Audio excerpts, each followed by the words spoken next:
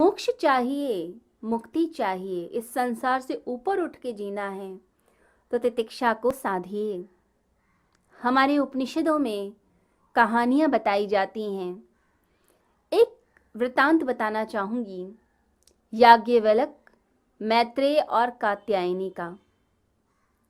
तो जब ऋषि अपना सब कुछ छोड़कर जा रहे थे और अपनी सारा धन, अपनी सारी प्रॉपर्टी आधी आधी दोनों पत्नियों को बांट कर जा रहे थे, तो मैत्रेय ने तो कुछ नहीं कहा क्योंकि साधारण स्त्री थी, साधारण नारी थी।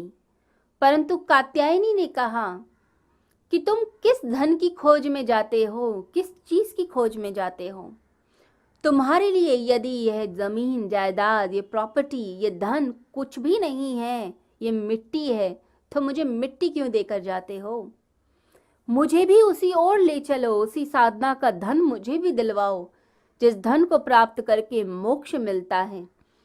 और यदि तुम्हारे लिए ये धन ही उपयोगी है, तुम्हारे लिए ये इम्पोर्टेंट है, इसीलिए तुम मुझे देके जा रहे हो, तो तुम भी मेरे साथ ही भोगो। मुझे वह धन दो, मुझे वह चीज दो जिससे मोक्ष मिलता है।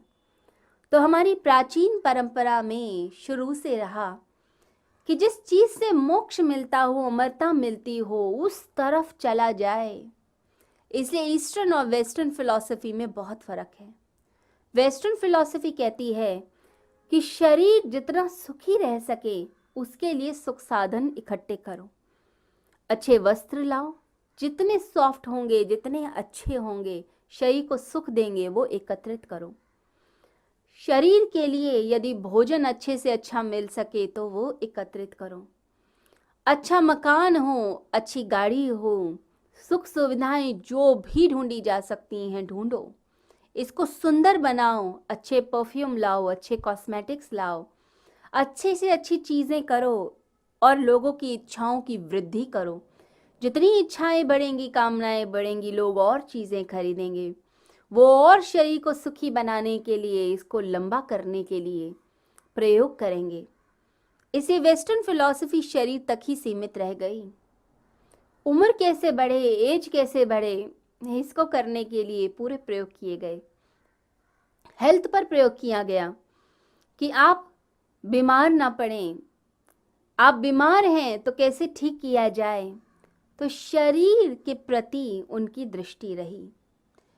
परंतु जो ईस्टर्न फिलॉसफी है वो शुरू से शरीर केंद्रित नहीं, वो आत्म केंद्रित रही कि वो चीज़ करनी चाहिए मनुष्य को जिससे उसकी आत्मा बलवती हो, उसके प्राणों में ताकत आए, नूर आए, वह मुक्ति के पथ पर चल पाए, जो परम लक्ष्य है उसकी ओर चल पाए। तो परम लक्ष्य की ओर धकेलने का काम हमारे ऋषि मुनियों ने किया। इसलिए शरीर भाव में न रहकर आत्म भाव में रहने की शिक्षा दी गई। अब आत्मा को कैसे बलवान बनाया जाए? यदि कोई व्यक्ति बहुत सुख में जीता है तो दुख छोटा सा भी आएगा, सह नहीं पाएगा। छोटा सा कांटा भी चुभेगा तो रोने लग जाएगा, जैसे बहुत बड़ी चोट लगी है।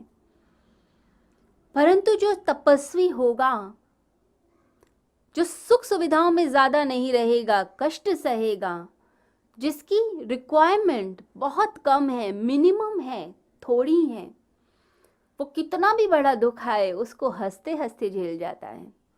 उसके लिए फिर वो बड़ी बात नहीं होती। तो सुख दुख में समान भाव से जीता है। तो ये तितिक्षा शक्ति बताती है कि सुख दुख में समान भाव से जियो।